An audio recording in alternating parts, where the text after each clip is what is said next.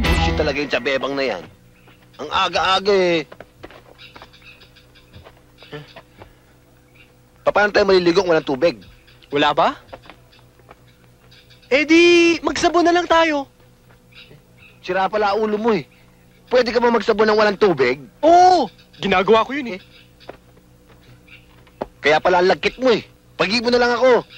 Ako na naman. Eh, maghanap na akong trabaho eh. Yan. Sige na. Angal pa. Angal pa. Leche.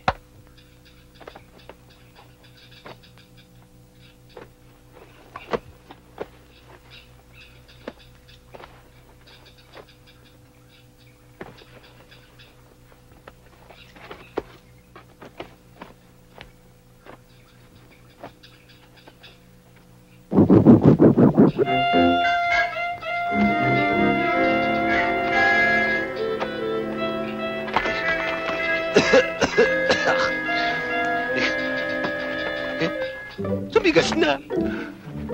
Di bale, bawi na naman to eh. 3 buwan ko nang ginamit. Nabasag!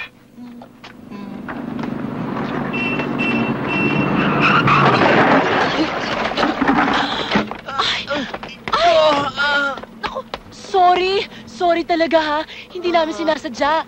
Nasaktan ka ba?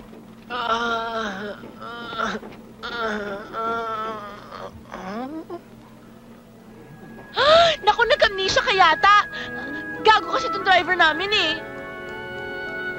Ako nga pala, si Nelson. Ha? Parang akong nasa langit. Naku, gusto mo bang dalhin kita sa ospital? Hindi. Okay lang. Sigurado ka? Oo, sa uulitin.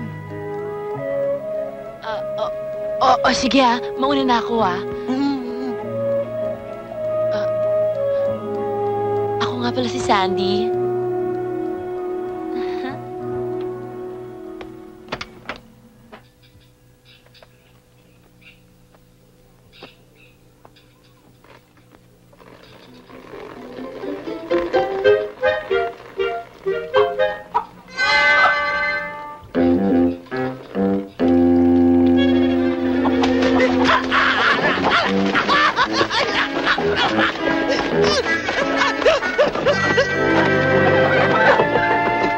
Ayop ka. Ano akala mo dyan, bulate? Oh, ano nangyari sa'yo? Natuka ako eh. Teka muna.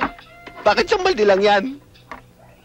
Kasi, may nangyari kasi dun sa igiban ng tubig. Oh. May nakilala kong babae. Dun sa malaking bahay. Ang ganda! Hoy, Ganda! tigil-tigil ang mga pangarap mo dyan. Hindi ka naman papatusin ng mga mayayaman dyan, no? Pwede ba ipasok-pasok mo nga dito yan? Nang maalis na ilusyon mo?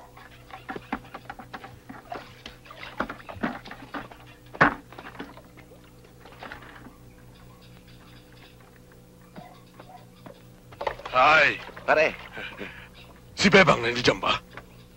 Nandyan, nagluluto, mainit ang ulo eh. Anong ginagawa niyo? Ano sa tingin mo? Naliligo. hoy, ang galing mo ha. Mainit nga ang panahon ngayon eh. Pwedeng makiligo na rin. Ano? Isang balde lang ang dala nito. Paano magkakasa sa atin 3 yun? Isang tabo lang para panglinis ng Sige. kilikili. Sige na. Thank you.